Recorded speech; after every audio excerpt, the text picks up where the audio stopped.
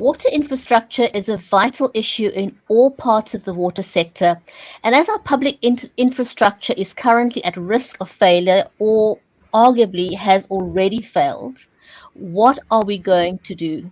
Lack of water infrastructure or the poor management of water resources can result in economic water scarcity, and that affects the economic infrastructure of other sectors. Stay with us for this conversation with the South African Water Chamber. We'll be right back.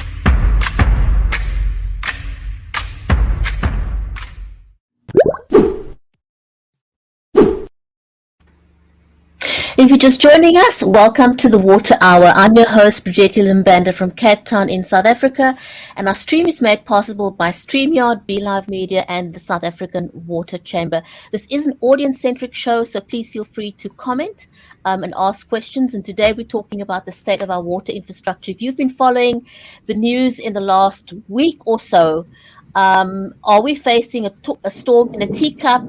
How bad is the situation? What can we do about it? Should we be concerned? Joining me now from the South African Water Chamber is the CEO, Benoit Leroy, and Professor Hamad Kassan. Gentlemen, welcome. Hi, everybody. Hi. Hamad, I'd like to start with you. Now, we've had a flurry of interviews and conversations on national television over the last week. I think, Benoit, you've probably been the busiest you've been in a long while, with requests for interviews and the like. Now, breaking today was an announcement that the water crisis could only see some relief in 2027, and that we need more dams. Is that what we need? Is that going to solve the situation? Can we start with just an analysis of where we are at the moment? Hamad, can I ask you, do we have a lack of dams? Do we have a lack of expertise? Let's just start with that. Well, thank you very much, Bridgetti. So let me start like this. There are different challenges with many similarities in different parts of South Africa. On the one hand, we've got Nelson Mandela Bay, and we've spent quite a lot of time talking about the Nelson Mandela Bay challenge, where they approached the so-called day zero because the dams went down in the level and quantity of water there. On the other hand, you have the KwaZulu-Natal problem, which was sadly experienced a flood, etc. But the infrastructure challenges, when you examine what is actually happening there, is the infrastructure was not in good shape prior to the flood.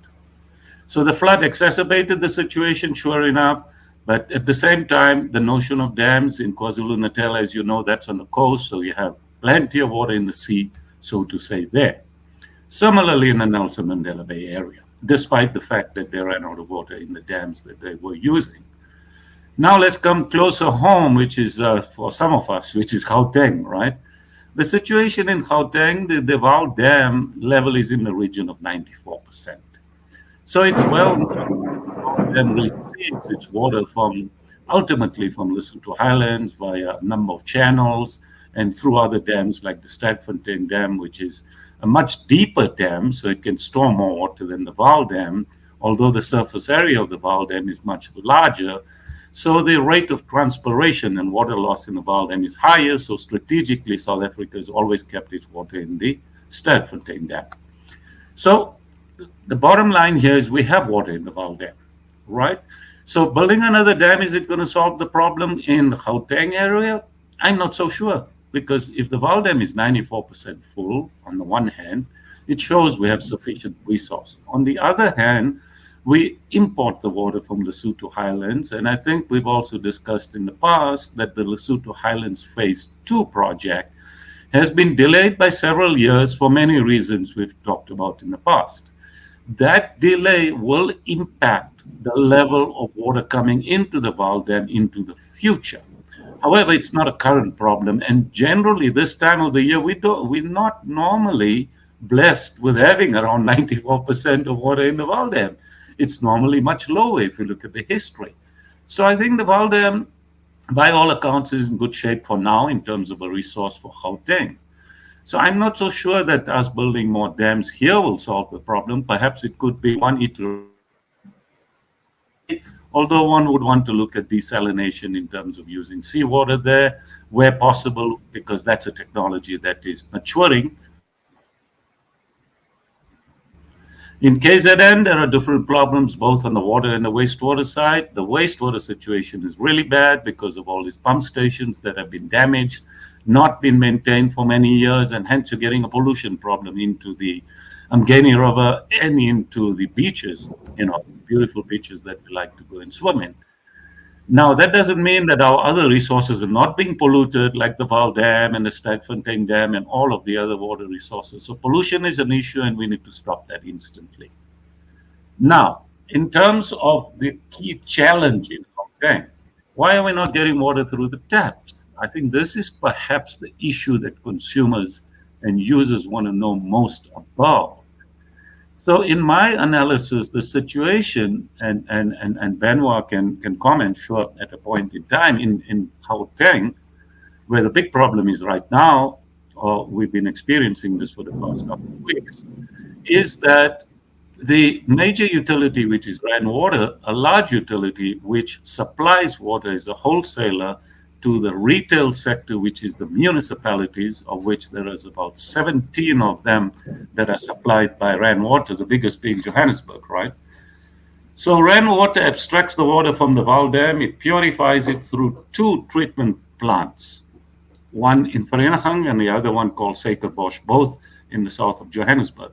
Between these two, they produce in the region, at maximum, in the region of 4,800 million liters per day.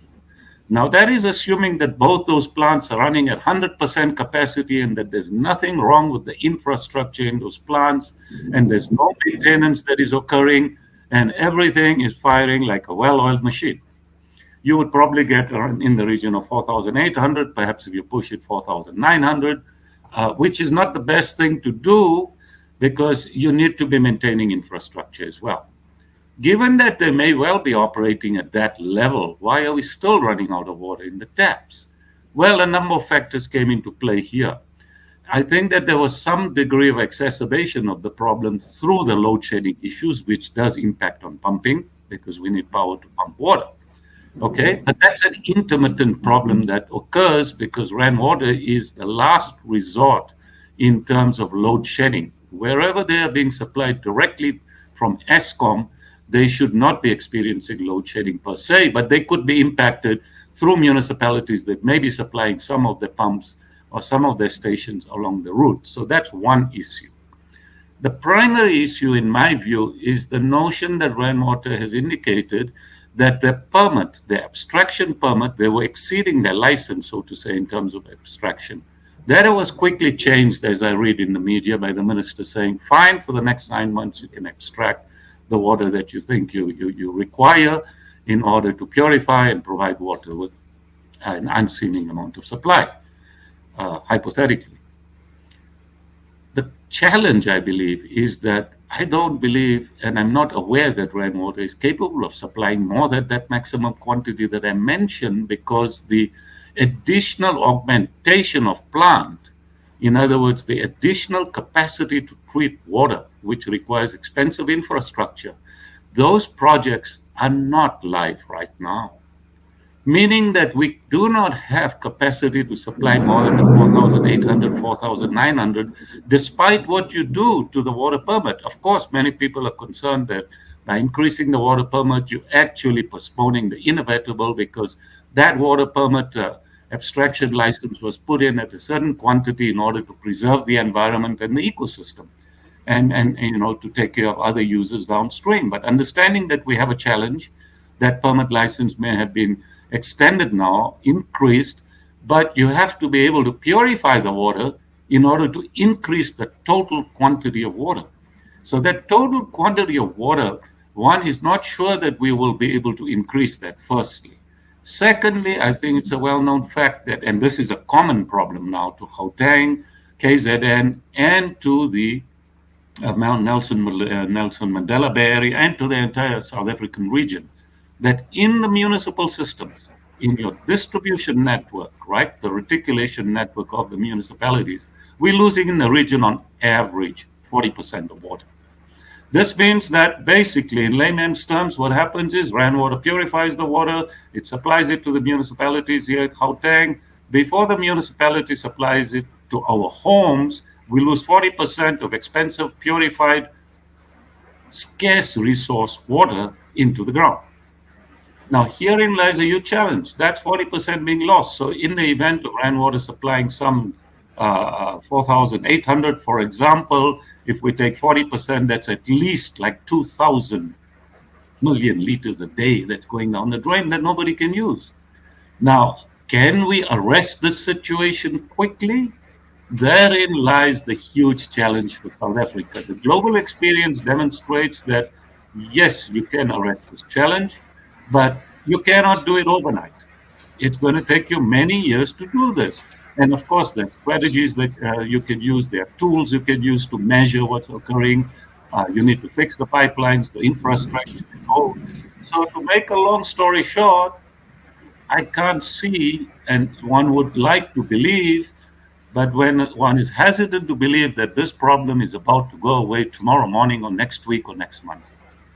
We are now in a situation where it requires major stakeholders to work together, to put our differences aside, to tackle the problem in a very strategic fashion, to celebrate the gains that we will make, to look at case studies of how we can replicate elsewhere in this country. And we will be, hopefully, if we get all that right, it will take us some years for us to get our head above water, literally, so to say, colloquially. So that's my analysis at this point of the situation. I'm not intending to paint a bleak picture, but being a scientist and an engineer and a water expert, it's my responsibility to analyze the situation for what it is and put it out there to our viewers, our listeners, and the public, so that we begin to understand that this problem was not created last week, nor last month, nor last year. It takes many years to create a problem of this nature, because your infrastructure was not maintained, your planning perhaps was good, but your execution was not good in terms of your long-term sustainability of water supply and water security. So a number of things are not in place, which leads to a current problem. And as some has defined, it's like a cocktail of issues that are currently happening simultaneously, and hence we are where we really don't want to be today with a problem of this nature. Sorry for the long answer, but in a nutshell, that's what I think the story is. Wow, wow, wow. Benoit, over to you. When we look at the situation as it is now, and it really is a very bleak one, is there a one-size-fits-all fix for this? Because I was listening to him, Anthony he was giving us different situations in different parts of the country. It seems like is this a storm in a teacup? Can we, where do we start with fixing this? So the First, I just want to also on the dams, the biggest consumer of water, 50 to 80%, is actually evaporation, and that's increasing. So there is, and firstly, rainfall patterns have changed due to climate change. We don't believe in climate change due to whatever, but it's happening. The measurements are there. So storing water in dams, in actual fact, is not a very bright thing to do. We don't have the water to fill them up anyway. So we can park that one. I think that discussion is closed already from a scientific or engineering perspective. The issue of, I see a lot of people saying, we've sabotaged Eskom, we've sabotaged the water and all this. No, we haven't. There's a common thread, and it's called governance.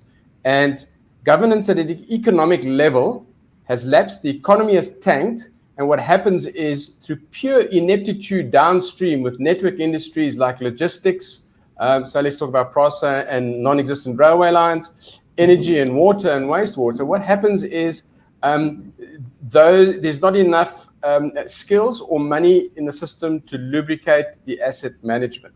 So what's common to all of our cities, and the small towns are far worse than this. There's 100, 150 who do not have water 7 days a week. Okay, it doesn't make the news anymore. People are in South African terms, hurtful. It doesn't sell anymore because it's a norm. And this has been carrying on for 20 years already. So it's a slow onset disaster. And so what's common is that the retail network, so the water conveyance system and the sanitation, because 70% of what comes in water goes out as sewage, is in actual fact past its sell-by date. Okay, by 20 to 30 years, and in Joburg, even more. A lot of the infrastructure is in actual fact 50 to 100 years old. If you maintain it properly, you can keep it going for 40, 50 before you're going to replace it. We have not done that. Okay, so now he's having excuses. That's where we actually sit. So there's a common thread. The reality is going to take 10 to 20 years to fix up. If we can say in Johannesburg, for example, where the arrears is 23 billion, and let's say we're going to try and fix it in 10 years, we're going to spend 2.3 billion a year. That means we must double the price of water straight away, because they're spending just under $1 billion a year, or around about $1 billion, because their multi-year budget, so over a 3-year cycle, is 3 billion, 3.3 billion. So it's R1 billion a year. We're going to spend 2.5 times that. So that money doesn't come, government doesn't have money, it's our money. Okay, so it comes from there. Now, then we'll say, well, why has Cape Town not got the same issue? Well, because the money goes to the right places. That's the first thing. And secondly, because more people pay. So on average in South Africa, 59% of households don't pay. Not my number, Stats SA's number. And it's a number of this year. So 41% are carrying the load. Not going to work. I'm sorry, it cannot work. Now, money is moving to the Western Cape. Forget why it's moving to the Western Cape. It's moving to the Western Cape. And what's happening is that money is in actual fact lubricating basic infrastructure and services, and that's why you see no potholes. Okay. Now potholes are really a symptom of serious ills, and in actual fact, once a road develops potholes, you've got to redo that road. But the roads are supposed to be resurfaced, scoured and resurfaced every 4 to 5 years. We haven't done that in 20 years. It's embarrassing where I live in Ekurhuleni what the roads are like. So we've resurfaced our own roads, but now we don't have any more money to carry on. Okay, but we've paid our rates and tax tonight. So we need money in the system. That's the first thing. And we've got to start. We've got a master plan that says our arrears is 900 billion in 2018 in this country. That's double the debt of Eskom. Eskom's bankrupt. So one could argue that our cities are bankrupt. The reality is they are bankrupt. Okay, by law they have to balance their budget. So what happens is we'll cut the water, we'll cut the wastewater spending, etc., and we balance our books that way. Chickens come home to roost. Now, this is it's a straightforward numbers game. So we've got this common problem. It hit Joburg because of the perfect storm. And there's one thing I've got to mention is that water delivery systems are designed worldwide to have a minimum of 48 hours storage in them. And the reason for that is quite simple, is that if you have any sort of outage or major maintenance, it's viewed that it can be fixed within 48 hours, which is generally the case, can be fixed, the exception only that doesn't, so that you are guaranteed a 97 or 98% water level of assurance of supply. Cape Town is working towards 99.9, which is one of the only cities in the world doing it. And so we all struggle at different levels, but what we're saying is we'll run out of water in South Africa 3 years out of 100. Well, at the moment, it's going to be the other way around. So we don't have that 48 hours residence time in most of our metros because we've added consumers, and Gauteng has gone from 7 or 8 million to 16.5 million, okay, in a period of a decade and a half to 2 decades. But we have not increased the reservoirs proportionally. So what's happening now is you've got anywhere between half a day to a day and a half buffer or security or insurance in your system. So now if you add a hot day, and Rand Water, it's not a Rand Water issue, okay? Rand Water provides the bulk, and Rand Water is a national key point, and it's provided, as Hamad says, generally speaking, straight from Eskom. And they're very big pump stations also. But they also do have breakdowns. And they had a breakdown last week at the same time when we had massive load shedding. We don't have residence time. The system runs dry. It's made to be wet, okay? It cannot run dry. So when it runs dry, air gets in, you start recharging the system, you burst everything. Okay, so now instead of 4 leaks on a kilometer a week, you're getting 16. The next week's going to be 16 times 16 and the likes. Now you're going to replace those pipes, but there aren't any in the country because there's no steel. Okay, and the trains can't deliver. And so you got this perfect storm, and it just happened to take place on we had a few hot days, and I mean, our gardens were fried. So it was really, really hot day. And so with the load shedding and the low residence or buffer time that we have in our reservoirs, we weren't able to fill the systems up. And Rand Water has a minor hiccup in normal terms, everything falls over. Now we start recharging and we start bursting all over. So the 23 billion, I can guarantee you, is increased by $1 billion or $2 billion in the last week, quite easily. So the question is, do we panic? No. And, we need to have a central point of truth in all this. We need to have the 3 spheres of government saying the same thing. They're not. We need the SOE saying the same thing, who belong to government. They're not. We need to stop politicizing the crisis, okay? We have failed, okay? The Prime Minister of the UK failed. She has resigned, right? That's the right thing to do. So when you fail, you resign. And if the whole government resigns, you have a new election, and we start from scratch. The issue here is, though, we need very smart, it's a very complex situation. We need to get our supply chain sorted out, and we've just gotten over a Portnet strike and the likes. You cannot run a water system if you don't. Everything is moved around the world. We don't produce everything over here. In actual fact, we're net importers in the water sector. So we're quite dependent on our ports to keep our water systems going. Okay, our pump manufacturers are mostly overseas now. They've moved off and the likes. So it's a lot of little things, but it's failed economic policy, which is the first thing. So what we have to do is we mustn't panic. Yes, money is leaving the country because we don't have basic services guaranteed. So till 2027, the message we got from the minister was, please don't invest in our country because we won't have water security in our towns until 2027. I'm sorry, but that statement has to be retracted because that's not what we need to tell. We've got a problem. We know, everybody knows. It's not like electricity we could fix in 3 to 5 years. This is going to be 5, 10, 15 years from when we start. And this is what we're going to do. We all say the same thing. We sing from the same hymn sheet. And what we start doing is identifying where the major issues are. And I'm going towards a digitization route, okay, so that we start smartening up the networks, because from a human perspective, it's just too much to do. And what we do is we start then focusing and rifle shotting where we need to replace infrastructure. And unfortunately, those who pay are going to be paying much, much more. So if you think electricity is expensive, water's gone up by 1,450%, I think, in the last 10 years. It was a small number on our municipal bills. It's now become quite a big number. Not as big as energy. It's going to become as big, if not more than energy, because we can't do anything without water. But money has to go into the system. The good news from a South African Water Chamber perspective is that there is no choice, but government has to collaborate with the private sector. So the rules have to be modified, and they have to be modified in such a way that we do not attract skullduggery and the likes that we've had, because we've been very good at that. We have to be very efficient in our system, but we have to put our minds to it. And I think we've got the kernel of the skills we need, but this is so big. We need to mobilize people for 900 billion rand. Now, you saw we couldn't even weld the boiler tubes for Medupi and Kusile. We had to import people from all over Asia. And that was 400 to 450 billion. This is 900 billion that we've got to spend. It is a big number. And, I think every household needs to have it on their water meter and on their fridge. If you've got a fridge or next to your TV, 900 billion rand, we need crowdfunding, guys. We got to put our hands in our pockets and we got to fund 900 billion. Okay, who got us here?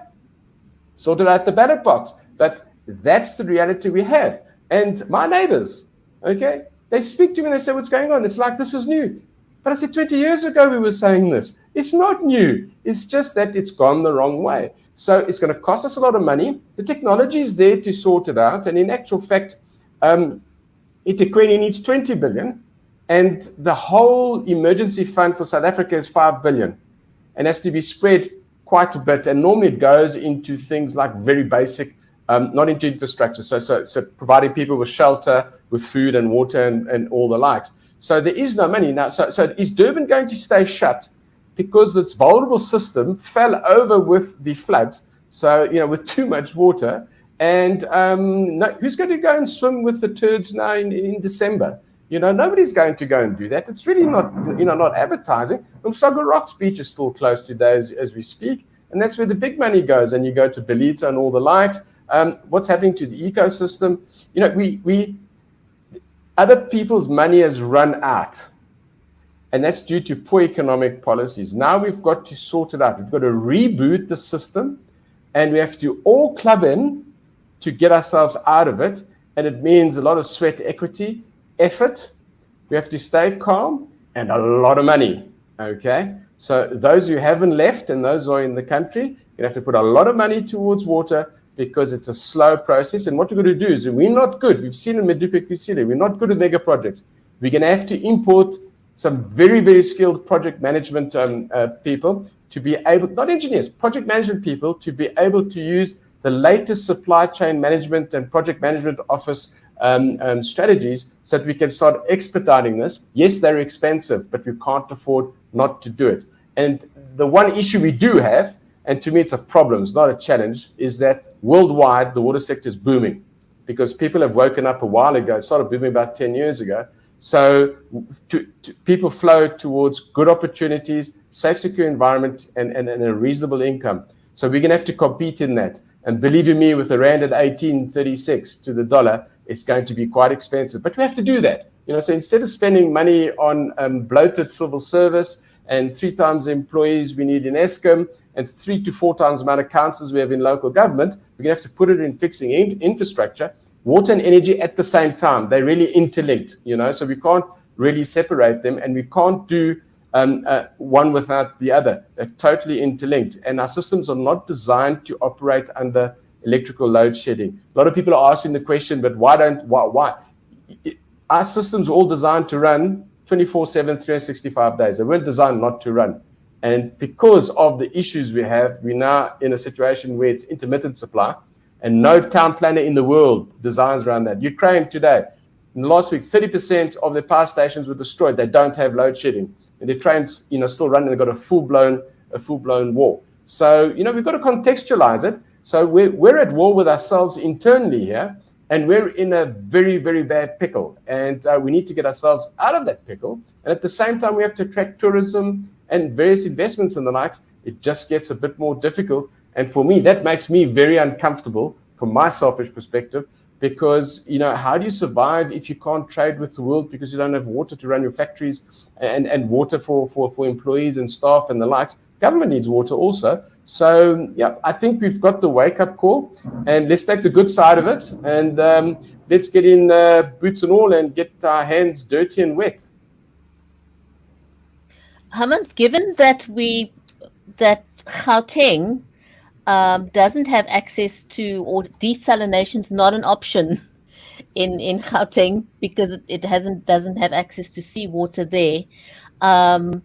What are the risks of total failure? Well, the process that's been used by Rainwater, which is the big utility that supplies much of Gauteng. There are others too, but Rainwater is the largest one here in the Gauteng region. They don't use desalination. They use a classical treatment process, which is capable of treating properly the water from the Val Dam on the basis that it does not get polluted. Now, herein lies another challenge because the rate of pollution of the Vaal Dam is increasing. And that has to stop.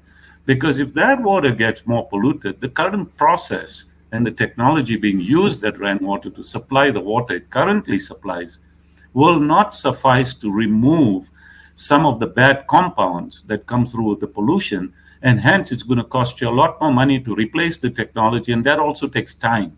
And time is something we don't have in South Africa at this point in time.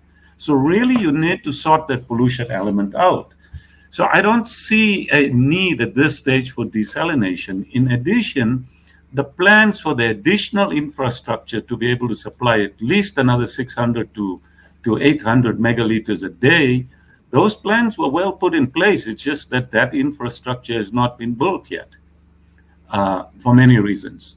Now, with that infrastructure not in place, and we assume that downstream we will also get a permit to abstract that quantity more water from the Vaal Dam, and we also assume that the Lesotho Highland scheme, which is delayed, will kick in timeously, so we have access to that additional water as a resource to put through the new infrastructure when it's built, on the one hand.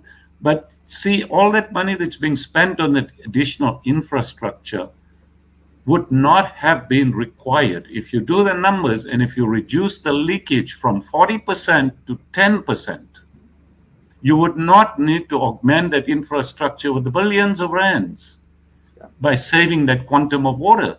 So we are on a lose-lose situation here. We're trying to spend the additional amount of money to put in the new plant to purify the water. In the meanwhile, we're not abating the 41%, the leaking bucket syndrome, which is still costing us more money. These two things can't be happening simultaneously. The cost to South Africa is just too high. It's way too high. So we have to tackle this problem now simultaneously on various fronts. Not only the energy, but on the water side, we need to go to the resource. We need to stop the pollution. Then we need to look at the infrastructure in the utilities, which are the bulk utilities, the wholesalers, so to say. Then we need to look at the municipalities. Now, unfortunately, as Banoy has indicated, these municipalities and the utilities fall under different ministries in the same government. And this doesn't augur well for an integrated approach to solve a problem. Now, the global experience again demonstrates that if you have the entire value chain under one government ministry, then you have a clear picture and you have the control and the ability for you to shape up each segment of the value chain so that 1 + 1 then can become equal to 3. You get the multiplier effect. At this stage, we're not getting it because I don't know that they're collaborating as well as they should. And are all the parties talking around the table? I'm aware that there would have been a so-called war room set up. That's an interesting notion that we have to declare war when we have a problem. I mean, we have a water supply problem. We have an energy problem. We're not in combat mode here. The mode that we're in is to seek solutions. So I know that there is a type of a war room setup that's been set up, say, at Rainwater, where they would be liaising with all of the customers, which are the municipalities, so that they would be saying to Johannesburg, okay, we can supply you X amount of water and not Y, which is what we have been supplying. Now, how are you going to make good with X to make sure that your entire population of Johannesburg, there's no segment that runs dry? Remember, you have high-lying areas, you have low-lying areas. That is a particular skill that is required in the municipal sector. Those are not skills that are easily available. For you to have that acumen to reconfigure your system, the technology has to be up to speed for you to reconfigure, for you to open pumps, close pumps. By and large, we're working on mechanical pumps. We're working on mechanical systems. And so there is also a danger when you keep opening and closing these valves, etc., that you could cause damage. The system in rainwater, which is about 120 years old roughly, was never, ever designed for intermittent supply. No municipal network in South Africa was designed for intermittent supply. The word intermittent has only arisen recently during this crisis. It's sad to say that in my knowledge of the water sector in South Africa was proud of the notion that it was a 24/7 supplier of world-class quality water. That was my function at Rainwater. Now, we used to talk about intermittent supply in India, where the average supply of water was only 3.5 hours a day, which meant that every building in India you would go to when you fly in, you would see they have tanks, what we call Jojo tanks here, right? And those tanks were storing water so that they can use it in the hours when they don't have water supply. That was not the situation in this country whatsoever. Now it appears that we are going to retrogress, in my view, to the system of Jojo tanks. Everybody talks about Jojo tanks these days. I mean, another day, sometime recently, I heard one mayor of a big city talking about solving the problem by putting in Jojo tanks. Well, what happens if you don't have water? How do you fill the Jojo tank up? I was thinking this. I was thinking the same thing. You know, does it not make more sense to plug the holes first, so that we actually have the clean water to distribute? Yes. And they're just going about it the wrong way, it seems. Benoit? There's one more, sorry, Bridgetti, there's one more issue here that is not often talked about, especially in developing countries where they have water challenges. You know, the preoccupation has largely been on water supply. But the opposite side of the coin of water supply is water quality. Now, water quality has a huge impact on public health, right? Just like sanitation has an impact and wastewater has an impact on public health. Now, if your systems are not designed for intermittent supply, you stop, go. What is actually happening with the water quality? While, you might have water sitting in a pipeline for longer than the period of time you should. On the other hand, is that a good thing? And so that you need to increase your vigilance around water quality, because you want to know that when you supply people with water, not only are you supplying them, but that the quality of the water is such that they don't become sick, they don't get ill, etc. Because that again can put a huge load on the public health system, which has just about come out of the COVID situation. And we know during COVID that we don't have the best health system in place in this country to deal with catastrophes of this nature.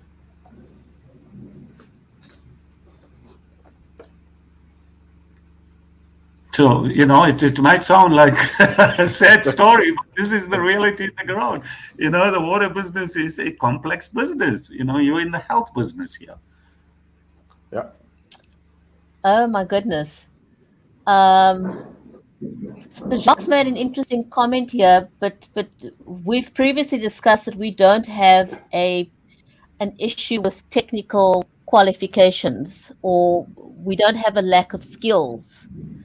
And this is a bit of a long comment, so I'll read it. He says he's been to a municipality water plant in the Western Cape, and he was amazed that the person responsible for the clean water does not have a service or maintenance schedule. He's been working on that plant for 8 years with zero training, to backwash the plant, to do maintenance. He says, but they're not trying to fix what they have. They should train people to have clean. I'm not sure that this comment holds much validation. I think the city of Cape Town has got a pretty good record. Am I correct? We just discussed that. Look, when it comes to the skills, let me quickly comment on that particular dimension that has been raised. Recently we know that the blue drop and the green drop reports were released, and those reports indicated clearly what is the status and the condition of water infrastructure on the one hand and wastewater infrastructure. One of the requirements by law is that the people that operate the water treatment plants, the water treatment operators, need to have certain qualifications. Yeah. And that is embedded into the green drop process of assessment. Now, one has to say that we're not where we should be. We are really not where we should be with the skills there, if you look at those reports. So in some areas, and as Benoit pointed out, especially in the smaller towns and cities, etc., the skill level is not where it should be. But we need to move speedily to fix this. I don't know that we've been doing enough, fast enough to get this done. Because in some countries in the world, the skill levels are very high. If you go to Singapore, if you go to some of the more developed economies of the world, like Korea, etc., you'll have people with honors and master's degrees that are performing those functions. But again, technologically, they're more advanced there. And then they sit in control rooms. They know exactly what's going on. They're giving decision-making powers, etc. Out here, that's not our situation. And sometimes these folks, despite whether they have the skills or not, they need to make decisions like, should they add more chemical? Should they not add more chemical? Do they have enough chlorine available in order to disinfect water? Perhaps they run out of chlorine and therefore you don't get disinfection in moments in time, etc. These are realities. These are realities, but they need to be tackled. So at the operator level, yes, we need to ensure we have the right skills and the right people looking after us, because water is a public health issue on the one hand. On the other hand, we need great planning engineers, we need great project managers, but all of this requires the right culture. Because see, you can have the right engineers, you can have an excellent plan of what you want to do, but if those people are not able in a system that is so bureaucratic and so designed in a way that they're not able to procure the things that they need timeously, etc., then their hands are tied. As much as they know what they should be doing and they know how to fix it, the system doesn't allow them to move ahead and solve the problem when they would like to have the problem solved. So there's a whole series of issues here that I think that in our country we need to get on top of very quickly in order to move ahead. Of course, lastly, as Benoit indicated, the private sector is there. The private sector is supposed to be there. They're supposed to be skilled as well, and they're supposed to have acumen to come in and help.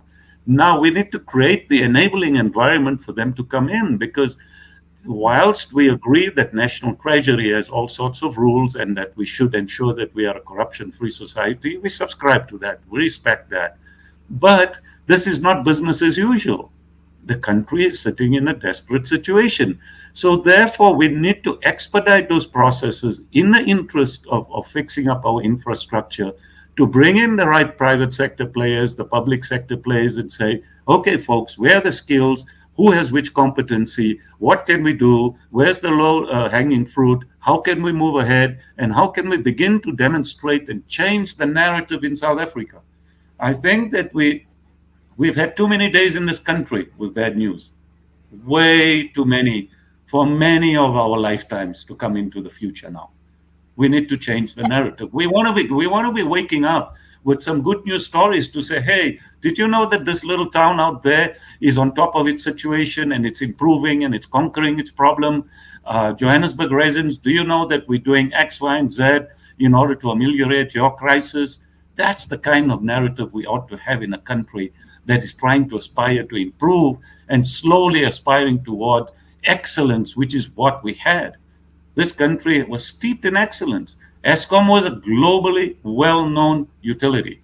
So have been some of the other water utilities in this country. Some of the best scientists and engineers in water have come from South Africa.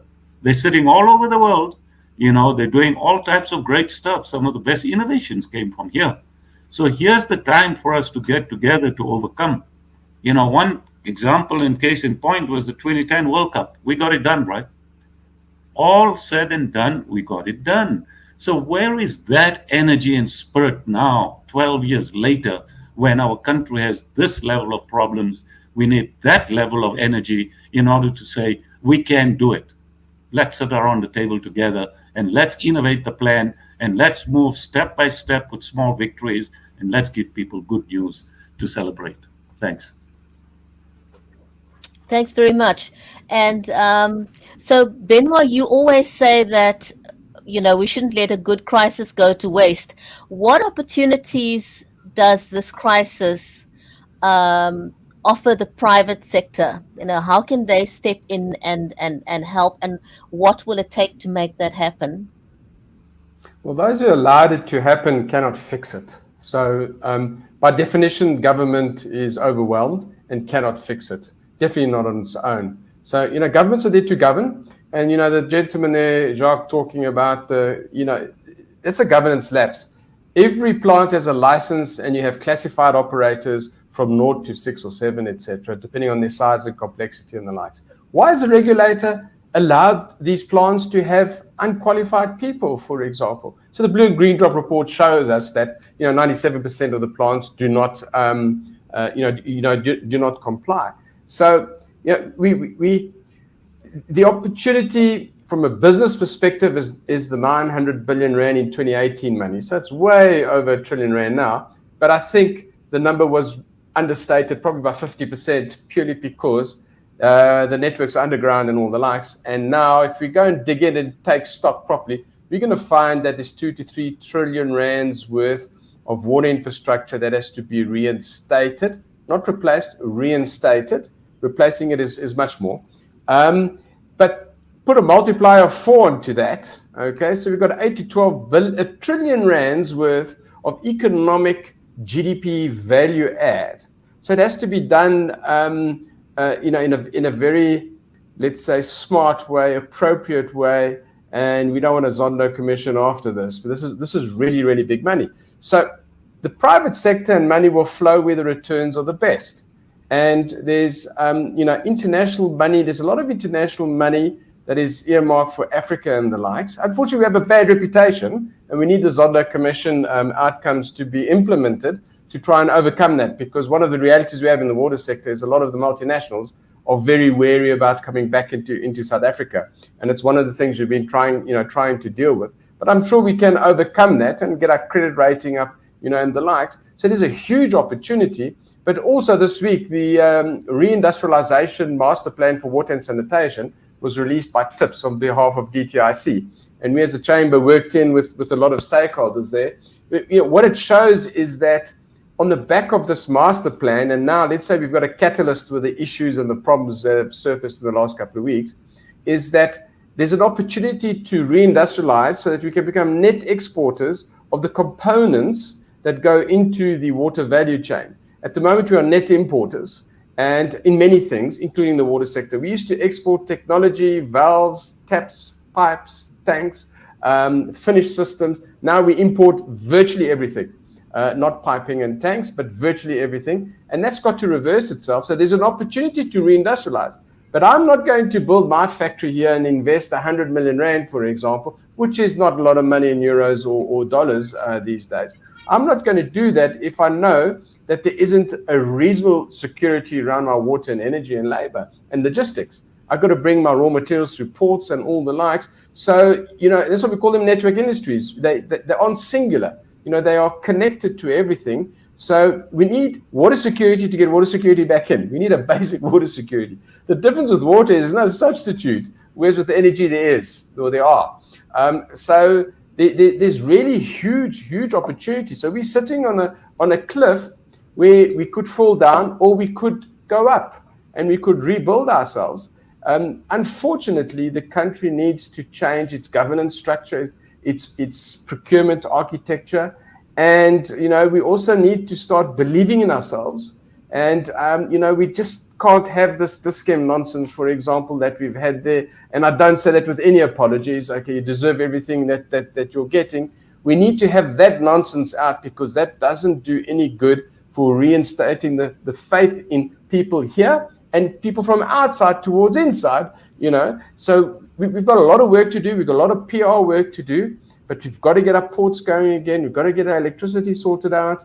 And the water can be one of the rebuilding pillars, a Marshall Plan. We've been decimated by 3 decades of internal warfare, economic warfare and sabotage. We have to rebuild it now because we know we have to. And I think there's enough people who want to do that.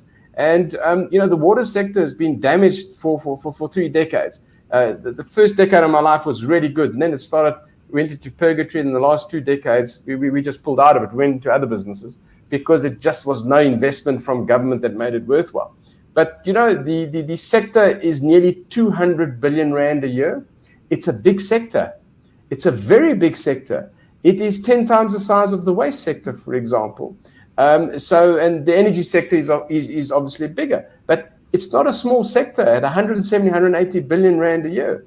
And we import most of what we need to maintain our plants, though, and we do maintain some of them, not all of them, but the fiscus can't pay for this. So we need to inject a lot of capital, skills, and the tertiary institutions and the likes are all waiting.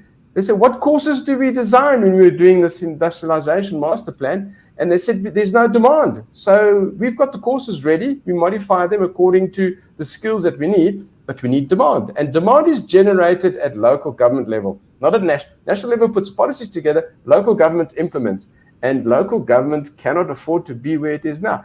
That's where the economy is churned and nowhere else. And this is why we see the Western Cape is in actual fact attracting a lot of the big money and the likes, purely because their basic services are a little bit better. They're not perfect, but they're a little bit better. So people are moving down to the Garden Route and to Cape Town and all the likes, not to retire, they're moving their businesses. And a lot of people will commute up here and the likes, purely because there's a promise of less load shedding. There is less, but eventually none. There's better water services. They had a very good scare with the lead up to day zero. So, in the end, basic services what attracts, investment and economic activity. So we really, people said that Eskom's too big to fail. It failed. It's bankrupt. It got injected 40 billion last year to pay its interest bill. It's bankrupt, okay? The water sector is bankrupt, and we have to recapitalize it. And I think, because the taps are running dry, people are starting to realize that maybe there's truth in it. Our cities are really stretched. So it's got nothing to do with population growth and all that. Everybody must pay the bit. Food is a human right. It's not for free. Water is a human right. It shouldn't be for free. And that's one of the killers that we have. But the leaking bucket syndrome is our biggest problem. And that's really an investment and governance and management issue. And I believe we can overcome that. I believe we really can. Comes to getting a hold of water from various resources, the Sutuhanans and all the likes, and producing good water, as long as it's not too polluted, I think that we're quite good at. But it's no use delivering it to a leaking bucket. That is criminal. If we take away that 40% and take it down to less than 10%, 5 would be excellent. 15 is sort of acceptable. 10 would be really good. What happens is we've got enough water going forward for everybody, and everybody pays the bit on a sliding scale, and the rich do subsidize the poor. That's how it works worldwide. Okay, but everybody pays. There's very few countries in the world where purified water of a good standard is for free. It isn't for free, and the sewage has to be treated also. So unless everybody working in the sector wants to work for nothing, somebody has to pay for it, and there's just not enough people paying for it. And that free water issue will topple a government, I think, because it was put in to keep a government in power. And if it's taken away now, it could topple the government. So you can understand that the water issue is an important issue. It's not trivial. We all have to pay because we get what we pay for. So if you don't pay, we don't get. So we need to lubricate the system. And the system has to be wet. Otherwise, it collapses. Some very sobering thoughts there. Thanks, Benoit. We're almost at the top of the hour. So, Hamans, can I ask you for a closing comment? And then, Benoit, your closing comment, please. Yeah, sure. Thank you very much for the opportunity. I think that, in closing, I'd like to say that we are not the first country in the world to face this challenge. So, we don't want to end up as doomsday folks. Many countries have experienced these challenges. Many have overcome these challenges. The case studies are clear. The examples in the world are there. What it takes is good governance, good leadership, skilled people, and most importantly, strong political will. Those 4 ingredients, we can turn this country around. And I'm confident that if we put those 4 things in place, that there are many of us in this country that can sit around the table and we can innovate a plan to fix this country up and bring it to its former glory in terms of water, sanitation, power, wastewater, etc. Well summed up. Benoit, your closing comment, please. Difficult to top that one. Just from my perspective, we must stop scraping the bottom of that leaking bucket. There's no dignity the way we are living at the moment. And the poor of the poor are really those who are getting hit very, very hard. We need to stop scraping that barrel. We need to fix that leaking bucket. And we can do it. We must elevate ourselves. And, nobody can say that we don't have problems. We've got problems. We know what they are. Let's get stuck into them. Let's stop the talk shops. We talk to each other. We collaborate. Let's have action shops. Let's get things done. And let's only be measured by what we deliver. Not by what we say we're going to deliver, what we deliver. And I can tell you now, if we do that, we can, like we win the Rugby World Cup, we can pull ourselves out of this quagmire and everybody wins. It's not just some people, everybody actually wins, because we need to drag the 30 or 40 million people who are living in abject poverty, we need to drag them up, and we can only do that by having water security. So I'm looking forward to us turning this around. I believe we can. I'd hate to be proven wrong, because it's really not a pleasant place to be at the moment. As we're talking now, we've got water shedding, load shedding. Luckily, my internet shedding seems to be over now. We seem to have got that right, but that was a month of struggling just to have internet connections. That will be for another story, another day, but complete ineptitude and lack of governance resulted in that. We know what we've got to do. Thanks, Benoit. Thank you so much, Hamant. And now we hopefully will start seeing some action to turn the ship around. Thanks, gentlemen. Thanks very much to our audience today. This was the Water Hour, and we'll see you on the next episode. Thank you.